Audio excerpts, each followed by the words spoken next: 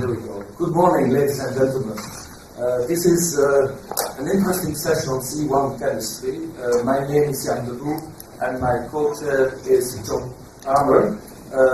We are going to try to keep this thing going, and therefore I will introduce the keynote speaker of today, who is Simon Podkolzin, Podkolzin, and Simon is from the Stevens Institute of Technology.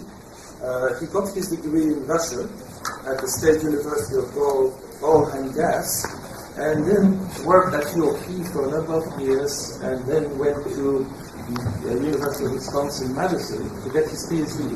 After that, he worked as a senior research engineer for Dow, and finally in 2009, he joined as a professor in chemical engineering the Stevens Institute of Technology. So, he's going to talk us today about the development of heterogeneous catalysts and catalytic processes for energy and chemical feedstock applications. Well, good morning. Thank you for coming on Monday morning. So it's really tough after the nice reception we had last night with beer and wine. A special thanks for our international visitors, as you are probably still adjusting to a different time zone. So Monday morning is always tough. So please find the place in the audience. Thank you for coming. I'll be presenting joint work with Israel Wax. We'll be talking about the structure of molybdenum oxides and their regeneration in molybdenum ZSM-5. And the reaction that we evaluated it for was methane conversion to benzene. In the introduction, they mentioned that I work at Stevens Institute. This is a very small university by American standards. We are located on the Hudson River, on the other side from Manhattan. So this is the university campus. And the reason why we're so small, only about 5,000 students, is because we don't have a place to grow. So this is it. We're constrained by the surroundings. This is the administrative building. We are at the highest point on the Hudson River. And we actually have a cannon located right here, which points toward Wall Street. So just in case, we can defend ourselves against bankers and lawyers from Wall Street. So we can focus on the science. The motivation for this work, there's a lot of natural gas in the world. Probably 30 to 60% of it is stranded. That means that we know exactly where it is, but it's just not economical to extract it because the shipping costs are too high. So if we can develop technologies for processing that natural gas into anything, into a liquid, into a solid, anything that we can ship, then we can unlock those resources. But that's really not the problem, because if we know where the gas is and we don't have the technologies how to extract it, we can just leave it there and live with something else. The problem is with the associated gas. So when people drill for oil at remote locations, there's associated gas that comes with it, and that associated gas, if it's not economical to transport it, then what we do with it is just vent or flare it, and this is really unacceptable. So in the world every year, about 150 billion metric tons are flared and vented, and this is a big environmental issue. And in addition, the amounts are so huge that this represents about a quarter of all the natural gas consumption in the U.S. So if we can stop this will be enormous. So there are multiple technologies that are evaluating for this. And this is too expensive to build a Fischer Tropsch plant at remote locations. So we need something alternative. We need something different that we can implement at remote locations. So one of the chemistries under development right now is direct methane conversion into aromatics. This is the main reaction.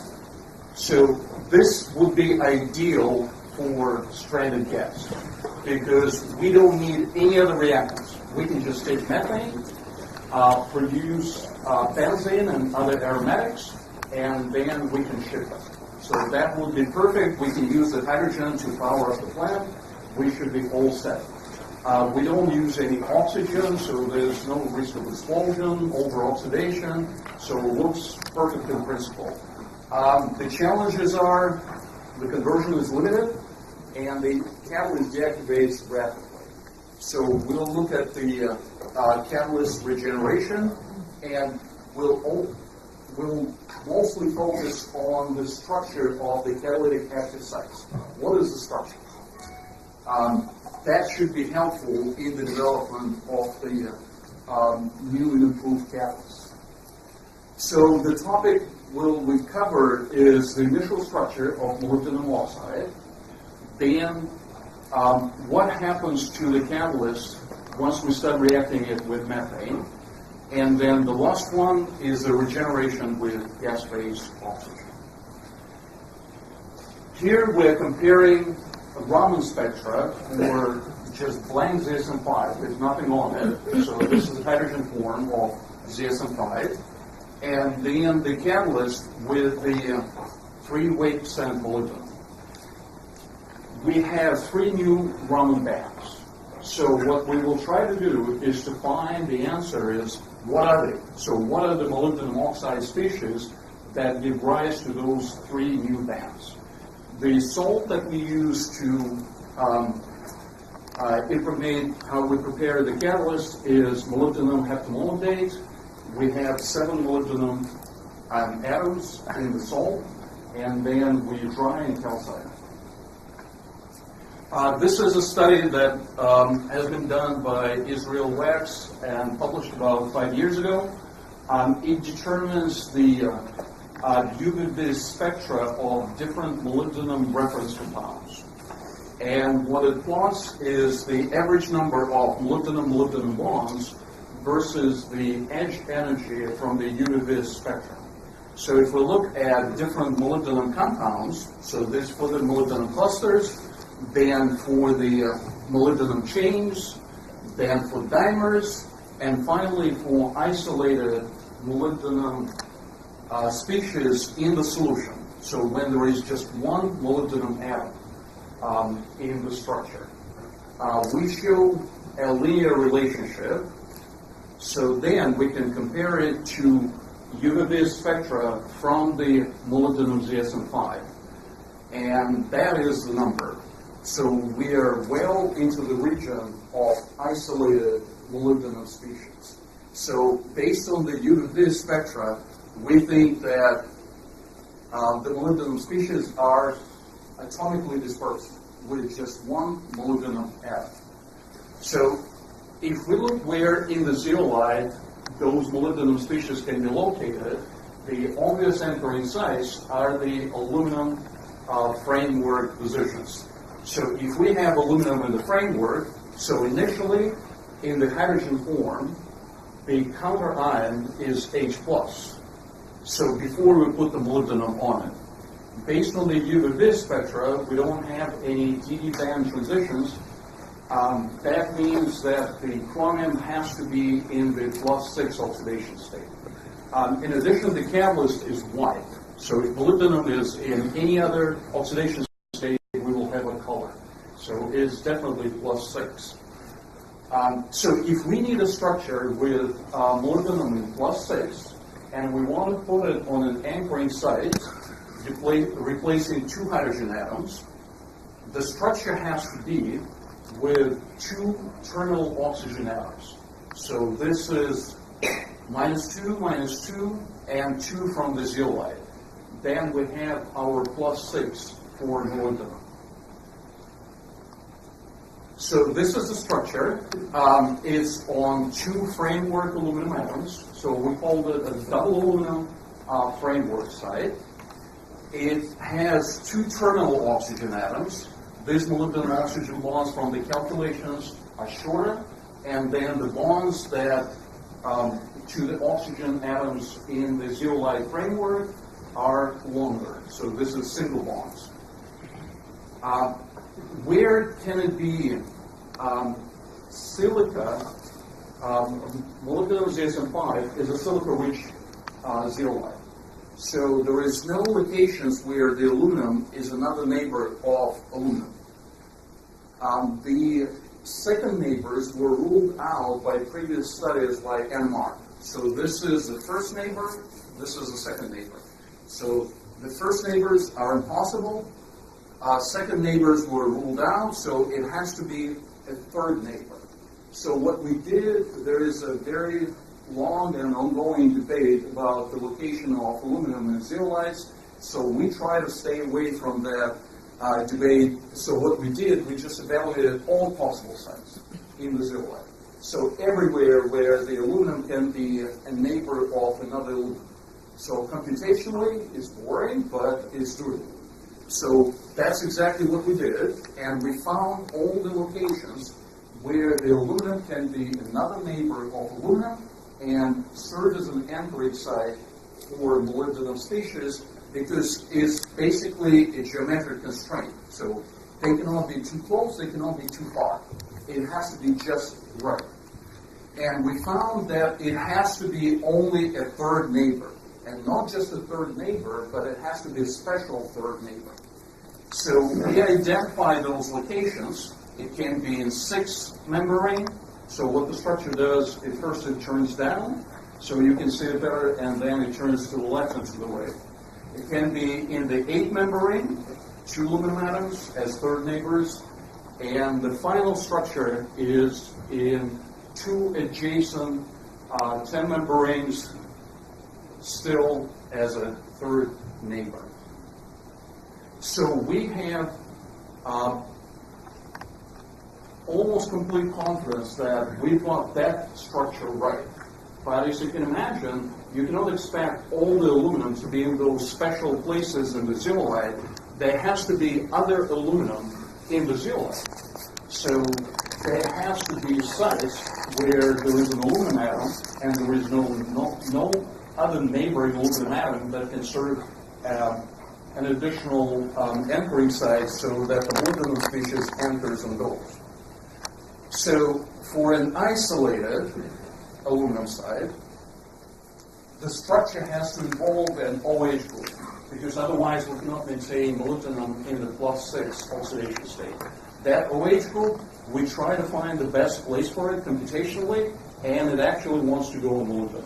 So our prediction is that this is a structure with 2 terminal oxygen atoms and an OH on the molybdenum site. So we call this one double aluminum sites, and these ones are single aluminum sites. So this is putting them in the same unit cell so that it's easier to illustrate the difference. So this one has 2 aluminum atoms in a special position so that molybdenum anchors on both of them at the same time. This one is just isolated. If these 2 are too far apart, then they become 2 single aluminum sites. So these are the structures that we've identified. Then we did frequency calculations, and we matched the Raman spectrum. So we have our answer. What are those Raman bands from molybdenum oxide on the surface of ZSM-5? So the band at 993 is a symmetric stretch. So we have 2 terminal oxygen atoms, and they vibrate. And this one with a symmetric stretch, 2 oxygens increase the molybdenum oxygen distance at the same time. So they do this. The same motion from the structure on the single aluminum sites, this is the band at 975. And then these structures, we also detect the bending motion, so when the 2 oxygen atoms do this. And both of them, this structure and that structure, so this bending mode is very close to both of them, and we observe just a single band at 325. So with this understanding, we should be able to explore the effect of the catalyst preparation parameters. And that's what we did. So we looked at the effect of the molybdenum loading for the same zeolite. The zeolite was silica aluminum ratio KT, And what we calculate, so this is the molybdenum loading, which we control. So we're keeping the silicon-aluminum ratio constant. So in effect, the most important parameter that has been rarely reported is the number of aluminum sites, or the entering sites.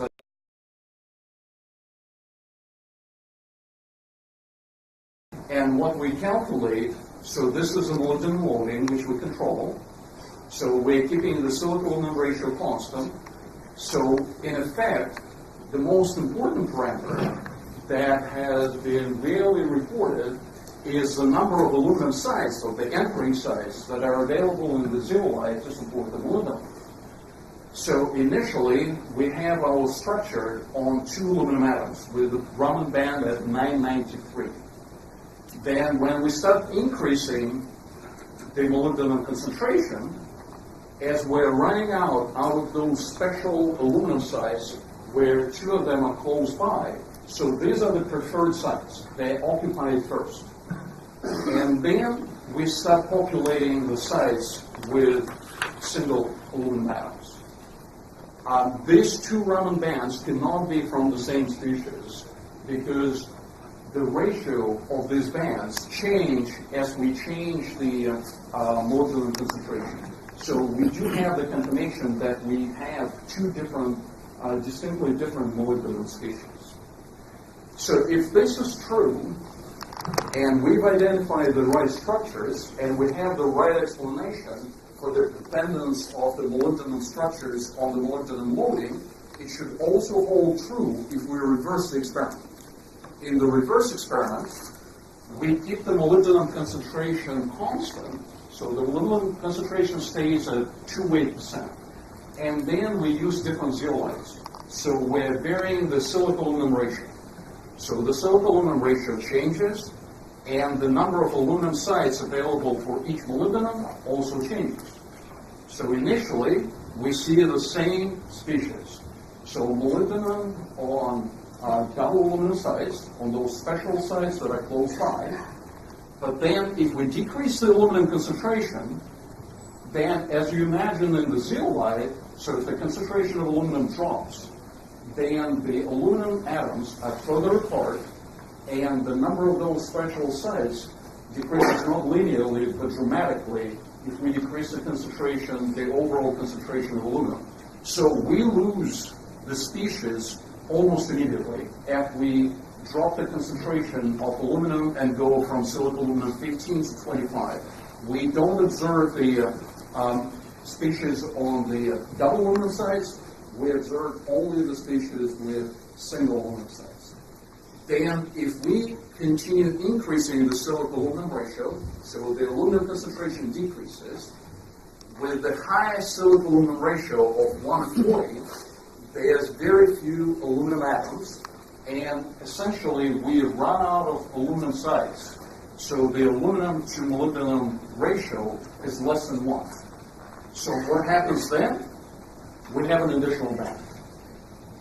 That has to be molybdenum going on silica. So if we run out of aluminum, it has to be on silica.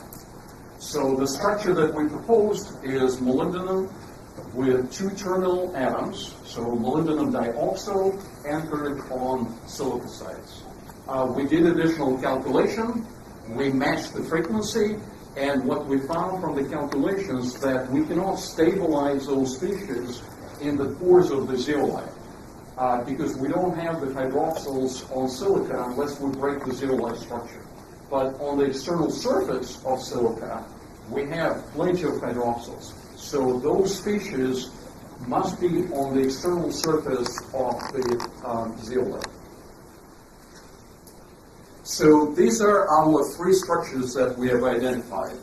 So one is molybdenum dioxide with 2 terminal atoms on 2 aluminum sites. The next one is on single aluminum sites with 2 terminal oxygen atoms and an extra hydroxyl group to keep the chromium in the +6 oxidation state.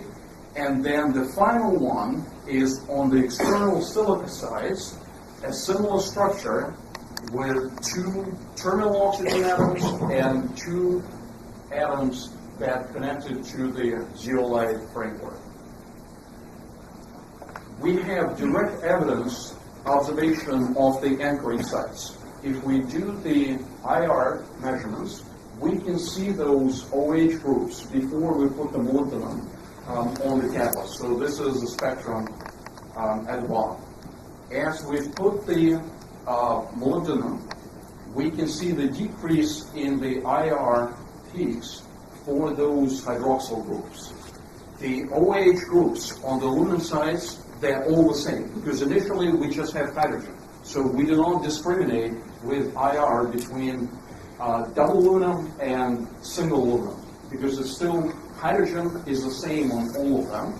So when we put the molybdenum, this peak decreases dramatically.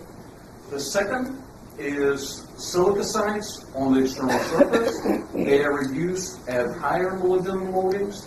And we have a third one, which is a minority species. We do see extra framework aluminum, and they're slightly perturbed. So these also serve as additional anchoring sites, although it's hard to see them in the spectrum. We did an additional study on chromium oxide, and Israel Wax is going to talk more about the structure of chromium and other metals on ZSM-5. This is an important comparison because first time when we started submitting our manuscripts on the structure of molybdenum oxides, the first question that we had from the reviewers was, how confident are we about the structure of molybdenum species that we've identified? They were concerned that all the previous literature was claiming something else for the most part. So if you remember, I mentioned that the salt that we're using has 7 molybdenum atoms in it.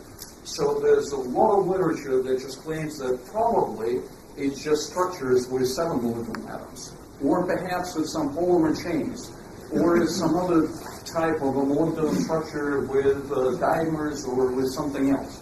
So the biggest concern from the reviewers was our confidence in the identification of the structures that we had. For me, the most convincing argument is actually the comparison with chromium. So the study was with the same methodology. We used multiple spectroscopic methods, and in addition, DFT calculation to identify the chromium structures. The chromium structures are exactly the same as molybdenum structures. So we have on double aluminum sites, we have the chromium with 2 terminal oxygen atoms. The Raman bands are 964. If it's sitting on the silica sides, it's at 984. The importance of chromium is that this system has actually been very extensively studied. So if we look at chromium on silica, the Raman band is at 982, and this structure has not just been reported, it's been studied inside and out, because this is a Phillips polymerization catalyst, chromium and silica. So there's dozens, if not hundreds, of papers. I just referenced a couple of reviews. One of them is actually from Bert in Israel more than 20 years ago. This is the structure from this review. And Bert in Israel reported it a long time ago, and it has been confirmed by so many different studies with so many different techniques that we have full confidence that that is the right structure. So if you look at this structure, this is exactly the same structure. So we have the monomeric chromate ions on silica. We believe that we identify exactly the same structures on the external surface of ZSM-5.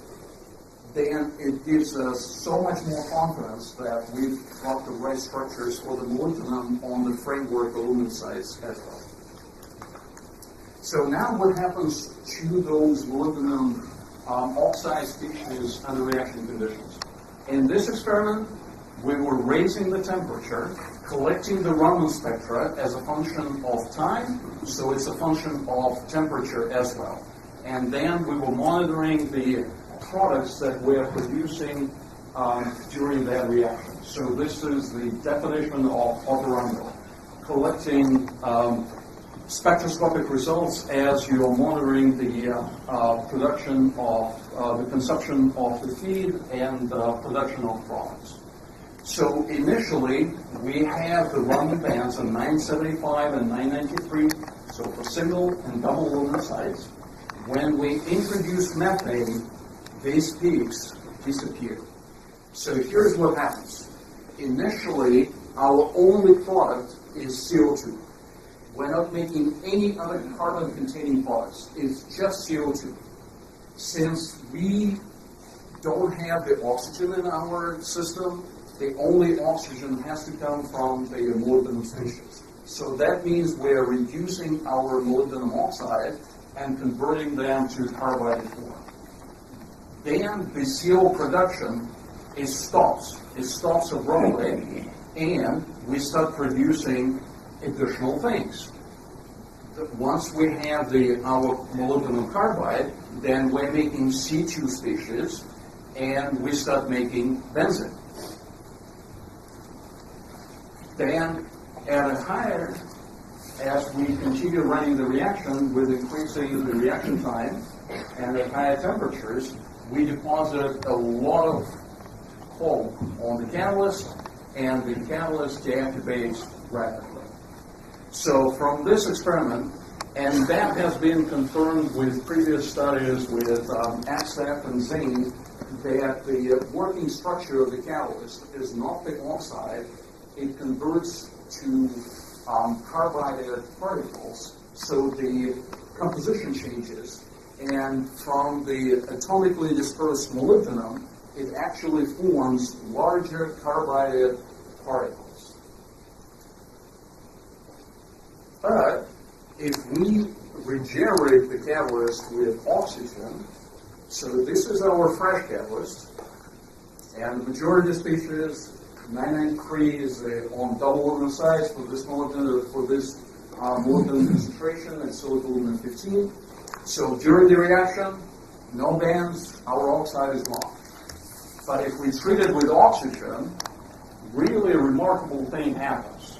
We do two things. First, we put it back in the oxide form. So this is not surprising, right? So we can oxidize it back. The surprising thing is that we redisperse it.